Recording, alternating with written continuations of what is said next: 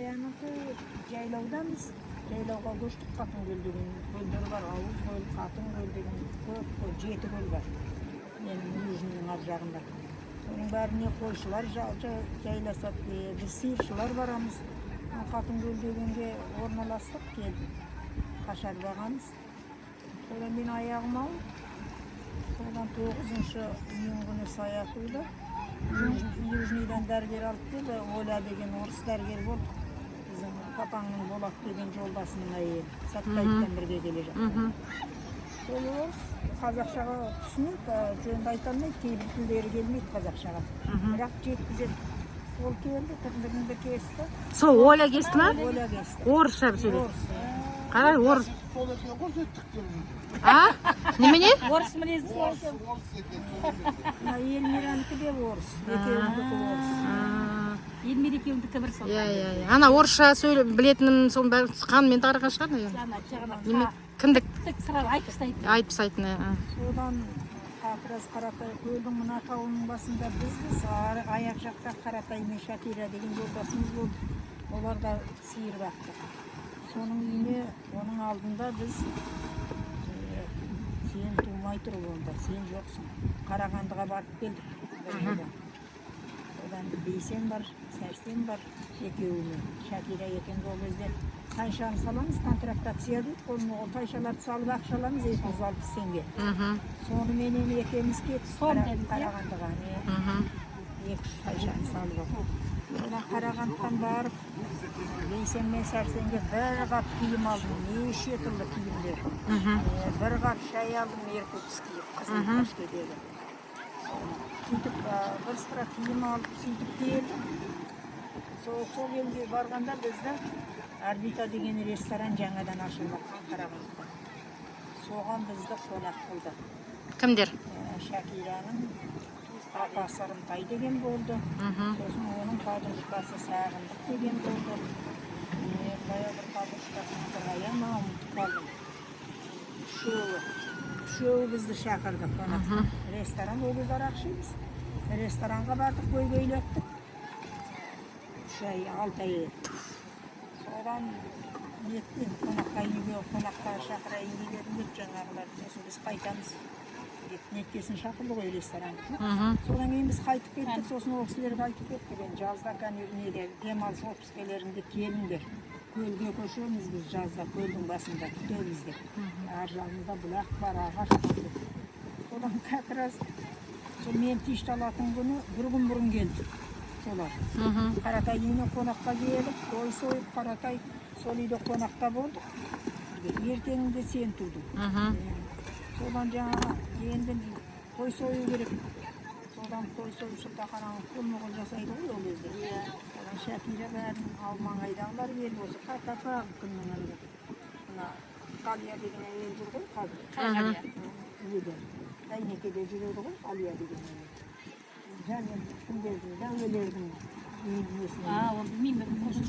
Молдабектің қазіргі Молдабектің Ержанда да ол бар. Иә, жарайды, соны арғы. Әйелінің әжесі. Ол кісілер де жақсы болған. Әкесінің шешесі. Сол кісілер бәрі қонаққа деп қойды сойып, бауырсақ пісіріп, ет басып, бәрін сөйтті. Кешкілікке Южныйдан келді, тоқандар келді. Шылтақанаға. Шылтақанаға 2 кісі болды. Содан енді сенің атыңды қою керек. Содан жаңа Шакиралардың қонаққа келген Сағындық күйеуінің аты Болат. Содан айтты, сіздер ренжімесеңіздер, рұқсат берсеңіздер, ана өзі оқыған кісі үлкен қызмет істейді, күйеуі де өзі Сағындық. Күйеудің жалғыз қызы. Осы сәбидің атын мен қояйын деп едім, Сағындық қойып еді деп айтып жүретін деді. Сосын бәрі неттік қой деді. Бәрі нетті ойбай қойыңыз деп. Содан айтты, ертең ер жеткенде сіздің қадіріңізді білетін, жаныңызға сая болатын, қамқор болатын дүниеге келген туыстарына атын сая қоям деді. Сағындық деген қыз ғой, иә? Келіншек. Сая қоям деді. Сонда үйленгендеріне 8 жыл болған бала көтермеген. Сая қойсам қарсы емессіздер ме? Жоқ, қарсы емес. Бәрі жақсы ат, ойбай сая деген ат деп. Содан сенің атын қойып кетті, сол Сағындық. маған ырым болар ма екен, мынандай жерге келіп дем алып, осындайға мен кездескеніме қуанам деп жаңа сөйлегенде. Солай мен сәбиге зар болып жүрген адаммын. Өзім жалғызбын бір әкеден. Сөйтіп айтып қойған сенің атың. Содан кейін ол кісі көтерді ма бала? Жоқ. Көтермейді. Содан кейін ертең келгенше Қарағандыға барғанда Шакиралардан менің қызыма берді, бұл сәлемдеме беріп жүрді. Сөйтіп жүрді. Надо же, мен кіндік шешем сияқты болған. Сөйтіп жүрді. Енді одан кейін жарамыз үзіліп кетті. Содан Шакирадан естейін ғой, енді ол Қарағандыда ғой туыстары, соған барып жүреді. Содан бұл 10 жыл тұрды. Сол сені атыңды қойғаннан кейін тағы 2 жыл тұрды. Бала көрмеген. Болатқа рұқсатын беріпті. Саған мен рұқсат берем, сенің өміріңді байламайын, саған ұрпақ керек. Аяға. Мен сенімен айырылсам. Депті. Мен рұқсатымды бердім. Жеке үй алып берем, өзің тұрасың. Мен өзім жеке тұрам, осы жұмысымды істеймін, маған Алла бала бермейді. Деп солай. Содан Болат 1 жыл жүріпті. Жоқ, айырылыспайын маған. Сосын болмай, бұл өзі кәдімгідей сотқа өзі барып, айырылысып, жаңағы көңілі суытуым керек, күйеуімнің. Менен кетуім керек. Содан айырылысты, екеуі айырылысып, содан бұл Болат 2 жылдан кейін 3 жылға қарағанда бөлінді. Өзінің құдашасын айналдырып берді дедіңіздер ғой? Тағы өзі тауып берді жаңағы. Сағындық. Сағындық. Сол жаңа қызға жолдасы ма бірдемесі соған айтқан ғой, сен менің орнымды басасың, баяғы Болатқа тұрмысқа шық, ұрпақ керек. Болатты білесің қандай жекте екенін. Келешекте менің де қатынасып араласып тұруыма мені танитынсың керек. Сосын айтыпты, бірақ деді, мен аңсап өмірден шөлдеп жүрген адаммын ғой, сол себеппен айырылысып отырмын. Егер де өмір Алла тағала сендерге сәби беретін шығар, сәби берсе бірінші балаңды мен аламын. Соған қарсы болмайсыңдар деп. Сосын айтыпты, қарсы болмаймыз, береміз. Мен анау өзінің мықты подружкасы оқыған болып тұр ғой. Содан үйленеді екеуі, той жасайды кәдімгідей.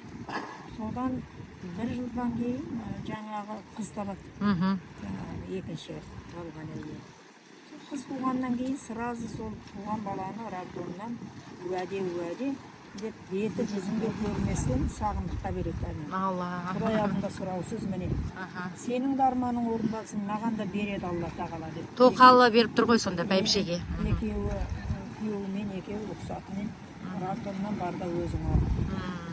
Сол қолтақ жазыпты, мына кісіге береміз баламыз. Ешқандай ренішсіз деп.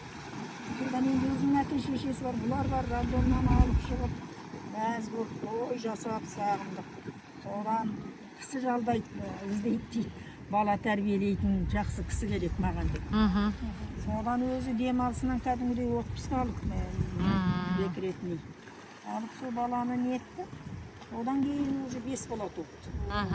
3 жыл 2 қыз. Мына менен 6, 3 қыз 3 жыл. Надо же. Бәрінің тойына, бәріне бертін кешіп араласақ. Қазір бар ма сол кісі? Білмеймін соның бар жоғын. Сұрау керек еді соны. Шакираға да бір жолығаннан жүрмін, сол бар ма деп. Ол сіздердің өкшелеріңізді басып берсіңіздер ғой? Бізден үлкен келді. Бізден үлкен. Сол кезде 8 жыл болған үйленгеніне. Саяқтық сыраға келіп қалдым, уже жоқта шығар. Содан кейін сол балаларының бәрі бірыңғай сол Сағындықтың үйінде жүректер есейтін да. Сол қызы екеуі оқу бітіріпті. Сол шешесімен бірге тұрады дейді.